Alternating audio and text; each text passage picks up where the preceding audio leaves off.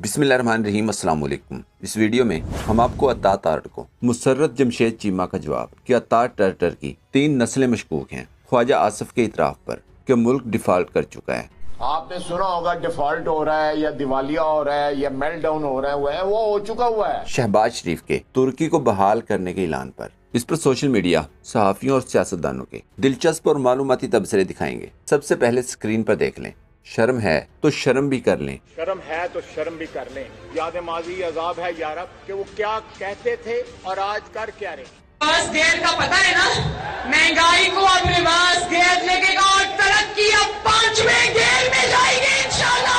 अपनी हुकूमत छोड़ देगा मगर लोगों पे बोझ नहीं डालेगा। अफसोसनाक सूरत हाल है। 5वां गियर लगाने का ऐलान करने वालों ने बेड़ा गर्क करने का ऐलान भी शर्मिंदा हुए बगैर ऐसे किया जैसे वो बिल्कुल मासूम और कसूरवार इनको लाने वाले हैं। हम एक दिवालिया मुल्क के रहने वाले हैं। आपने सुना होगा डिफॉल्ट हो रहा है या दिवालिया हो रहा है या मेल्टडाउन हो रहा है, वो हो चुका हुआ है। इक्तदार में आकर अपने केसेस खत्म करने वाले इन 2 नंबर सियासी बोनों ने इस मुल्क को बुरी तरह निचोड़ कर रख दिया है। ख्वाजा आसिफ ने ये इतराफ अपनी तकरीर के दौरान उस वक्त किया जब वो अपनी तमाम नाकामियों का बोझ एस्टेब्लिशमेंट पर डाल रहे थे, लेकिन जब यही बात कोई पीटीआई वाला या मईशत दान करता है तो वो मुल्क दुश्मन है। एहसन इकबाल को सुने। पाकिस्तान को जो कहे कि डिफॉल्ट होगा वो पाकिस्तान का दुश्मन होगा, पाकिस्तान का दोस्त नहीं हो सकता। पाकिस्तान डिफॉल्ट ना किया है। दूसरी तरफ रियासत सिर्फ इमरान खान को फिक्स करने में लगी है। याद रहे, मरियम के नए बयानिए के मुताबिक अब अवाम को ये कहकर बेवकूफ बनाना है कि मौजूदा हुकूमत मेरी नहीं है, यानी मरियम की हुकूमत नहीं है, और ख्वाजा आसिफ के मौजूदा बयानात इसी बयानिए को आगे बढ़ाने के लिए हैं। ख्वाजा आसिफ के इस इतराफ पर इरशाद भट्टी ने लिखा, हंसना मना है। 2 फरवरी 2023 बहावलपुर। मरियम ने कहा, हम 11 अप्रैल 2022 को हुकूमत में आए, मगर हमारी हुकूमत 28 नवंबर 2023 के बाद शुरू हुई। और फिर 16 फरवरी 2023 लाहौर। मरियम ने कहा, बहुत महंगाई है, गरीब रुल गया, मगर ये मेरी हुकूमत नहीं है। और अब ख्वाजा आसिफ मुल्क डिफॉल्ट कर चुका है। डिफॉल्ट की बातें झूठ, नफरत वाला बयानिया है। एहसन इकबाल। मलिहा हाशमी ने कहा, वफाकी वजीर ख्वाजा आसिफ का इतराफ इसहाक डार और पीडीएम हुकूमत मुसल्लत करने वालों का दिल से शुक्रिया। मलिहा हाशमी का ये क्लिप देखें। इसहाक डार साहब को बहुत उम्मीदों से पाकिस्तान वतन वापस आने के मशवरे भी देते थे। हमारे कई सीनियर सहाफ़ी भी, कई सियासतदान उनको याद करते थे। शायद उनकी शॉर्ट टर्म मेमोरी लॉस का मसला था या क्या था, मैं नहीं जानती। फवाद चौधरी ने अपने ट्वीट में लिखा, एक तरफ शौकत तरीन पर गद्दारी, दूसरी तरफ ख्वाजा आसिफ जैसे असल दुश्मन मुल्क से खेल रहे हैं। इस शख्स का वजीर दिफा होना सिक्योरिटी रिस्क है। इसहाक डार इस बयानिए की फौरी वजाहत करें। मुजम्मिल असलम ने सवाल किया, ये तो कहते थे हमने मुल्क को दिवालिया से बचा लिया है। कमल शोजब का ये ट्वीट देखें। लिखा, यही वो वजीर दिफा है जो रजीम चेंज से पहले कहता था कि हम पाकिस्तानी अमेरिका के वेंटिलेटर हैं। इसका वजीर आजम कहता था कि बेगर्स कैंट बी चूजर्स। फिर दुनिया ने देखा कि अपने बैरूनी आकाओं की खुशनुदी के लिए इन्होंने मुल्क की मईशत जानबूझकर तबाह की और आज बेशर्मी से बयान दे रहे हैं। मुल्क की मईशत पर हमाद अजहर ने कहा, अगर आपको कोई ऐसा शख्स मिले जो कहे कि पीडीएम हुकूमत को मजीद वक्त मिलने से मुल्क में बेहतरी आएगी तो फौरी तौर पर 1122 पर फोन करें। वो पागल आदमी सिर्फ अपने लिए नहीं बल्कि अवाम के लिए भी खतरा है, उसका फौरी इलाज लाजिम है। सहाफी अदरीस अब्बासी ने ख्वाजा आसिफ को जवाब दिया, कई महीनों से यही बात कही जा रही है कि कुछ कर लें, लेकिन मौजूदा हुकूमत को काबीना की सेंचुरी पूरी करनी है, महंगी गाड़ियां इंपोर्ट करनी है, बैरून मुल्क दौरे करने हैं। जब ये करेंगे तो डिफॉल्ट ना हो तो क्या हो। हल IMF के पास नहीं, आपके पास है, तो इंतजार किसका कर रहे हैं। ये ऑडियो क्लिप देखें। साहब जी जी मुजाहिर अली नकवी को लुभाना जे वो मखा का केस है।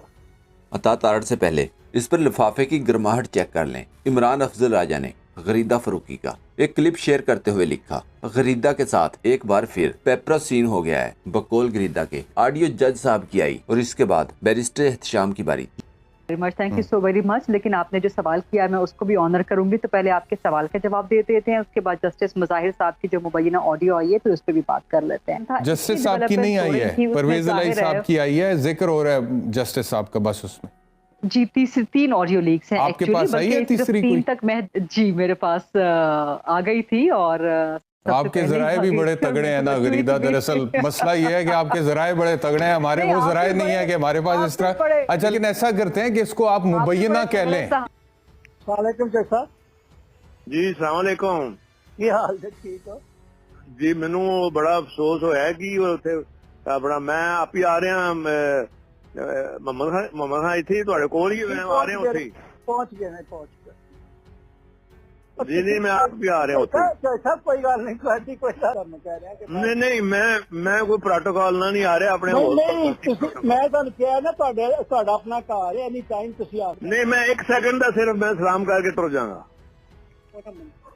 मैं आ गया गल तो सुनो मैं आ गया ना नेड़े पहुंच गया यार की कर रहे पे 2-3 अफसरों से पूछा और उन्होंने कंफर्म किया और वो हुआ ये कि जस्टिस नकवी पोते के साथ निकलते हैं तो आगे ट्रैफिक सार्जेंट उनको रोक लेता है, ये कहता है कि ये काले शीशे ट्रैफिक वार्डन कहता है। इन द मीन टाइम जब बहस लंबी होती है तो जस्टिस नकवी गाड़ी का शीशा नीचे करके कहते हैं कि भाईजान मैं सुप्रीम कोर्ट का जज हूँ, अलाउ है हमें ये काले शीशे लगाने के लिए। तो वो कहते हैं नहीं सर आप बाहर आए, ये मैं काले शीशे उतरवाऊँगा।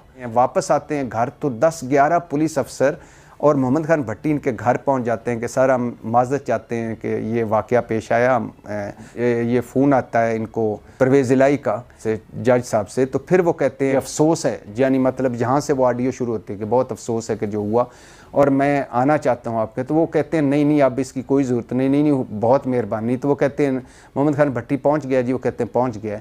और उस वक़्त सारे पुलिस अफसर सारी जो इंतज़ामिया है यानी पुलिस की वो उस वक्त बैठी होती है जज साहब के घर। बहरहाल उनका दौर था, तो फिर जब वो खुद आर्मी चीफ टेप कर रहे थे तो बाकी आप समझ सकते हैं। बहरहाल उस दौर में परवेज़ इलाही साहब का फ़ोन करना मोहम्मद खान भट्टी को, और बात यहाँ से उन्होंने शुरू की कि बहुत अफसोस हुआ। तो इस तरह जो परवेज़ इलाही साहब हैं वो जज साहब के घर आए और उनसे मिले और उन्होंने भी माजरत की जो ये वाक़या हुआ था। अब बात ये है, ये पुलिस वाले सारे मौजूद हैं, ये वाक़या रिकॉर्ड के ऊपर मौजूद है, इस वाक़े की तस्दीक की जा सकती है। इस पर मरियम की तरह नून लीगी अता तारड़, राना सनाउल्लाह और दूसरे नून लीगियों की अदलिया के खिलाफ कैंपेन पर अजब खुदा का जुबैरी साहब सदर सुप्रीम कोर्ट बार कह रहे हैं कि जी परसों डोगर वाला केस भी लगा है, तो वो कहता है मोहम्मद खान भट्टी वाला भी उन्हीं के पास लगवा लो जो चंद दिन पहले उनके पास बैठा था। ये कैसी बात है? मुद्दई भी खुद, वकील भी खुद, जज भी खुद। इस पर मुसर्रत जमशेद चीमा ने अता तारड़ को जवाब दिया, अता टर्टर की 3 नस्लें मशकूक हैं। इसके दादा से मनपसंद फैसले लेने के नतीजे में तोहफतन सदर पाकिस्तान लगाया गया। करप्शन के इल्जाम में नहाया हुआ टर्टर खानदान आज मुल्क के सबसे बड़े लीडर पर जबान बाहर निकालकर जुमलेबाजी कर रहा है। रफीक टर्टर जस्टिस क्यूम की मेहरबानी से सदर बना, जो तारीख का हिस्सा है। जस्टिस क्यूम की तरह शरीफ खानदान की नौकरी करते थे, वो भी सबको याद है। और अता टर्टर के दादा को जज किसने लगाया, ये भी तारीख का हिस्सा है। ऐसा शख्स जिसके आबाओ अजदाद का माजी इतना दागदार हो, वो जब अदलिया पर हमलावर होता है तो इसको किसी भुखलाए हुए जानवर से तशबीह दी जा सकती है। तज्जियाकार अतर काज़मी का ये क्लिप देखें। लेकिन at the same time Karachi जैसे शहर में 3 तरफ से असला लहराते हुए, ग्रेनेड फेंकते हुए आके दहशतगर्द वहां पे हमला कर रहे हैं, तो क्या हमारे इदारों को पहले इल्म नहीं था? क्या कोई पहले उनकी कोई ऑडियो रिकॉर्ड नहीं? उन्होंने भी तो कोई ना कोई बात की होगी ना किसी जगह पे, कोई उनकी कोई जासूसी नहीं कर रहा था? नहीं, ये बड़ी परेशान कुन सूरत हाल है। और ये मकबूल जान ने लिखा, पिशावर में पुलिस वालों की शहादतों से कराची पुलिस हेडक्वार्टर पर हमले तक दहशतगर्दों की आपस की किसी किस्म की गुफ्तगू की टेप सामने नहीं आई। लगता है टेप करने वाली सारी मशीनें आजकल अदलिया पर लगा रखी हैं। दिल तो इनका करता होगा कि एक बार फिर सुप्रीम कोर्ट पर हमलावर हों, लेकिन हालात अब वो नहीं है। शहबाज शरीफ ने कहा तुर्की में आखिरी मुतासरा शख्स की बहाली तक चैन से नहीं बैठेंगे। इरशाद भट्टी ने जवाब दिया, अपना मुल्क दहशतगर्दी, मुआशी बहरान, सियासी झगड़ों में फंसा हुआ है। अपनी कौम महंगाई, बेरोजगारी, गुर्बत में धंसी हुई है। अपने 2005 जलजला जदगान, 2022 के सिलाब जदगान मारे फिर रहे हैं। अपना कशकोल पाकिस्तान से बड़ा हो गया और भाईजान तुर्की जलजला जदगान पर बढ़ के मार रहे हैं। इन्हें कौन बताए कि वहाँ तैयब अर्दगान काफी है। शहबाज गिल ने लिखा, लें जी अल्लाह अब तुर्की की हिफाजत करे। जलजला तो क्या मुसीबत थी जो अब पड़ने वाली है। जब तक इनको कंगाल न कर दिया ये चैन से नहीं बैठने वाले। इस पर कासिम खान सूरी ने मिस्टर बीन के एक सीन का क्लिप शेयर करते हुए इसका मुआजना शहबाज शरीफ से किया।